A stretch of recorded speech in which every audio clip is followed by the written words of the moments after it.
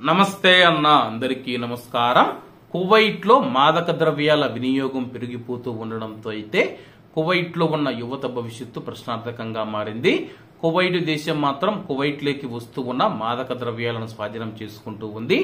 తాజాగా Kuwait air కార్గోలో general administration of customs అధికారులు ఎక్స్ప్రెస్ మెయిన్ లోని సెర్చ్ అండ్ ఇన్వెస్టిగేషన్ డిపార్ట్మెంట్ సహకారంతో కువైట్ దేశానికి విదేశాల నుంచి వచ్చిన పార్సిల్స్ లో పెద్ద మొత్తంలో మాదక ద్రవ్యాలను దాచిపెట్టినట్లు సమాచారం అందింది. సమాచారం అందుకున్న అధికారులు కువైట్ దేశానికి పార్సల్స్ రాగానే వాటిని విజయవంతంగా స్వాధీనం చేసుకున్నారు.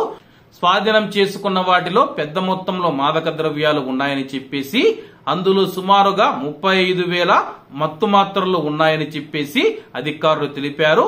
అలాగే క్యాప్సూల్స్ 2 వేరు ప్యాకేజీలలో పంపిణీ చేయబడ్డాయని చెప్పేసి, ఒక దానిలో 32,000 ఉంటే మరొక దానిలో 18,000 మత్తు మాత్రలు ఉన్నాయని చెప్పేసి, అదనంగా అబ్దలీ సరిహద్దు క్రాసింగ్ వద్ద కస్టమ్స్ డిపార్ట్మెంటు 1067 మాత్రలను స్వాధీనం చేసుకుని ఒక వ్యక్తిని అరెస్టు చేసింది.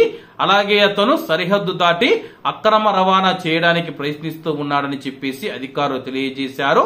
ఐరోపా దేశం నుంచి వచ్చిన విమానం ద్వారా వచ్చిన ఒక పార్సిల్స్ లో మనం చూసుకుంటే 35 కిలోల మాదక ద్రవ్యాల రసాయనాలను అధికారులు స్వాధీనం చేసుకున్నారు.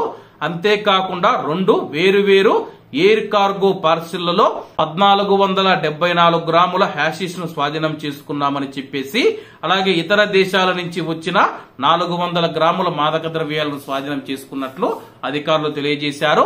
అలాగే కువైట్ లో ఈ యొక్క పార్సల్స్ ఎవరికి వచ్చాయని చెప్పి విచారణ చేపట్టి వారిని అదుపులోకి తీసుకుంటామని చెప్పి అధికారులు వెల్లడించారు. కాబట్టి అందరూ బాగుండాలి, అందులో మనం ఉండాలి. అందరికీ నమస్తే అన్న, జై హింద్.